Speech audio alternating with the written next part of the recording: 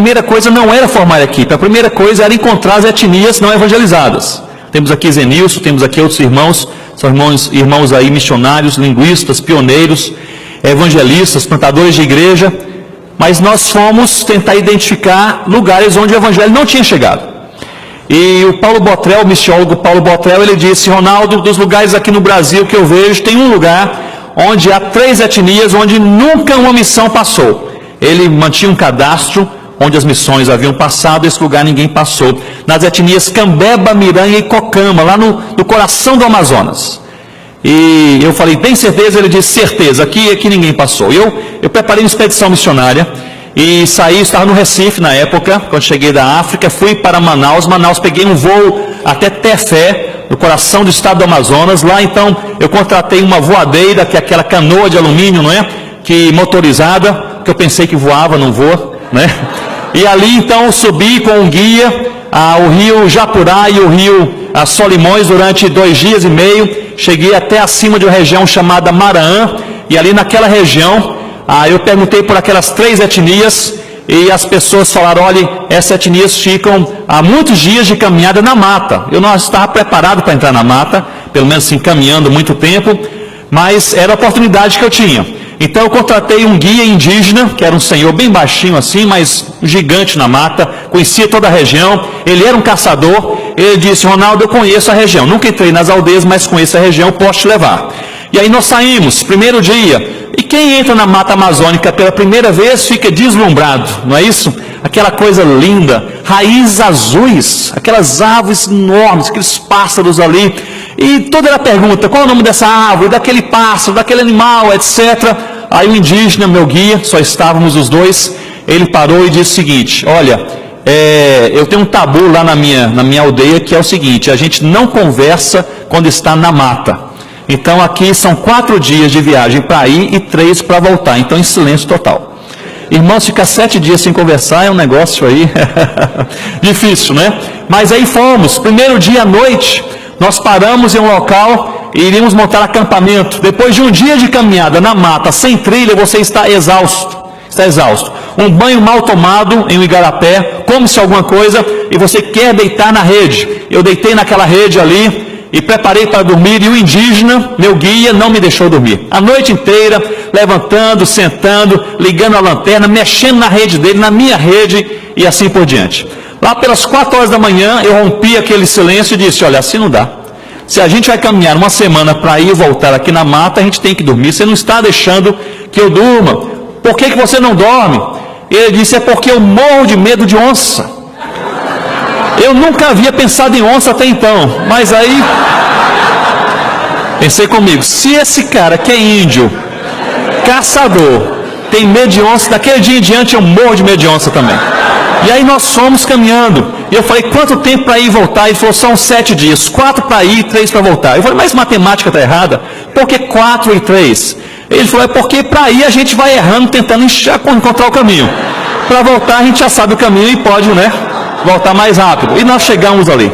4º dia de caminhada à tarde. Ele disse, a primeira aldeia está à frente, o GPS confirmava.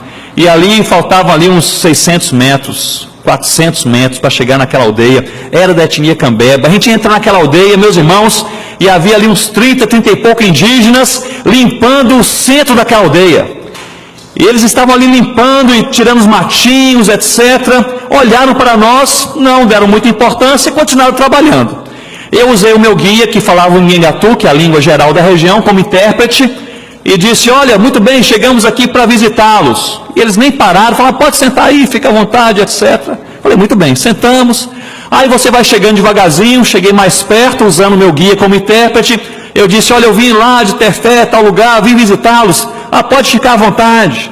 Mas para puxar a conversa, eu disse, o que vocês estão fazendo aí? E um deles parou e respondeu, nós estamos limpando, preparando um lugar aqui hoje à noite, porque nós teremos um grande culto. Aí eu pensei, alguma coisa está errada. Será que meu intérprete falhou aí na tradução? Eu perguntei, um culto, vocês são crentes? E aí todos pararam, surpresos, olharam para mim e disseram, mas é claro que nós somos crentes. E você não é crente? Eu disse, não, eu sou crente, o que eu não esperava que vocês fossem crentes. Eu me lembro que 2 indígenas que estavam bem mais distantes, embaixo de uma árvore, eles gritaram assim, aleluia! E eu pensei, esse pessoal é crente e é pentecostal.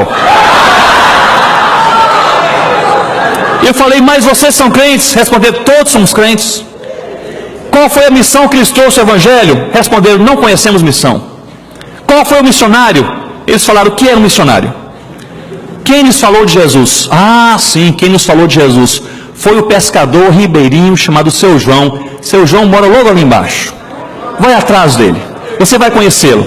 Aí eu desci ali, fui pelo caminho, cheguei. Quem conhece o norte sabe o que é flutuante, não é? Aquela casinha construída sobre troncos que flutuam, ficam aí sobre a água de um rio, nesse caso um rio assim meio não tão largo. E eu cheguei ali, meus irmãos, eu encontrei um casebre. Aquele negócio já mexeu com o meu coração. Que não era uma casa, era um casebre de 4 por 4 metros, um quartinho. A janela estava entreaberta, eu olhei ali dentro e havia 4 redes velhas penduradas, uma cadeira quebrada num canto e uma panela grande. Só tinha isso, naquele casebre. Sentado num cantinho daquela sala estava um homem de meia idade lendo a Bíblia, aparentemente com muita dificuldade, que ele lia assim, colocando o dedo e balbuciando. Era o Seu João. Para não assustá-lo, eu dei a volta, bati a porta, ele abriu a porta, tomou um susto. Eu disse, Seu João, não se assuste, meu nome é Ronaldo, eu sou um missionário, eu vim lhe visitar. Ele abriu um sorriso muito grande, não falou nada comigo, abriu a outra janela e gritou, Maria, a esposa, João e Maria. Maria, venha depressa, Maria, para nossa casa e traga as crianças, porque chegou aqui em casa hoje um missionário de verdade. Aquele negócio mexeu comigo. Sabe por quê, irmãos? Porque eu estava ali com sustento missionário, cobertura de oração, e igrejas me enviando para aquele trabalho. Estava ali com minhas botas Timberland para andar bem na mata, com aquelas mochilas próprias, GPS, facão, voadeira, passagem aérea para eu voltar para casa. Eu estava perante um homem que não tinha nada disso. Ele nem sequer usava o título missionário, obreiro, pastor, plantador de igreja, era Seu João. Eu disse, Seu João, missionário de verdade é o senhor. Aí ele arrumando aquela casinha, aquele casebre para eu entrar, e eu já incomodado ali, e a Maria correndo, trazendo as crianças da beira do rio. Eu disse, Seu João, quem é o senhor? Enquanto o senhor arruma aí, me fale quem é o senhor. Ele disse, meu missionário, eu sou da Assembleia de Deus. E eu pensei, só podia ser. E eu participei de um negócio que não sei se o senhor já ouviu falar, chama-se Conferência Missionária. Eu respondi, já ouvi falar.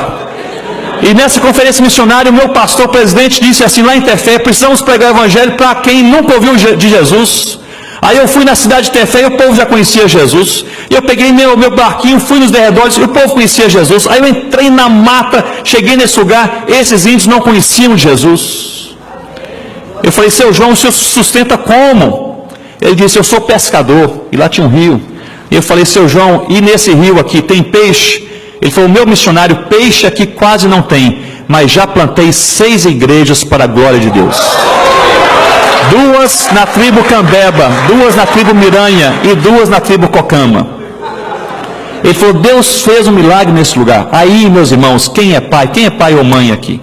Quem é pai vai entender o que eu vou falar agora. Eu já estou concluindo. Não é tão difícil se envolver na aventura missionária. Se você tiver fôlego aí, vontade, você pega a mochila, vai para um lugar assim, diferente, não é isso? Passa uns anos, não tem dificuldade. Se a sua esposa se agradar também, ela abraça com você e vocês vão juntos tranquilamente. Mas levar as crianças é outra história. Aí chegaram Maria e os 4 meninos, entre 7 a 14 anos de idade. Aí meu coração apertou. Eu falei, Seu João, que loucura é essa? Aqui não tem estrada, não tem escola, não tem hospital, clínica, tem nada, nem medicamento tem, só mata os índios. E o senhor está aqui criando esses meninos, 7 a 14 anos de idade, sem nada disso. O que vai ser do futuro desses meninos? Seu João abre um outro sorriso e diz, meu missionário, eu deixei aqui, estou deixando para os meninos uma herança. Aí eu olhei aquele casebre caindo aos pedaços, uma canoa quase afundando. Eu pensei, só se o homem escondeu ouro na mata, porque não vejo herança. Seu João, que herança é esta? Aí para os meninos não ouvirem, ele me puxou para um cantinho, ele também era baixinho, me puxou para um cantinho, e eu abaixei para ele sussurrar no meu ouvido, e ele disse, eles viram o que Deus pode fazer e jamais se esquecerão disto. Porque eu era descrente, ouvi o evangelho e me converti, Depois de 6 meses, Deus tocou no meu coração para eu ser um missionário numa conferência missionária. Nunca frequentei uma escola. O único livro que eu já li e aprendi a ler, lendo esse livro, e o único livro que eu já li foi a Bíblia até hoje. Nunca fiz um treinamento, mas eu cheguei nesse lugar, Deus derramou graça, aprendi a língua desses indígenas, preguei o evangelho, plantei 6 igrejas para a glória de Deus. Os meus filhos viram que Deus pode fazer e jamais se esquecerão disso. Aí, meus irmãos, aí ele até complementou dizendo, e se o senhor quiser ver as igrejas aqui pegarem fogo, hoje à noite vai ter um culto do fogo. Aí, meus irmãos, fiquei ali naquela noite no culto do fogo, é claro. No outro dia, 3 dias para voltar. E eu entendi muito bem, foi a minha primeira experiência na Amazônia ao chegar. E eu entendi muito bem porque Deus me deu aquela experiência como primeira. Para me lembrar que não é por força, nem é por violência, mas é pelo poder de Deus, pela ação do Espírito Santo de Deus. Vamos orar?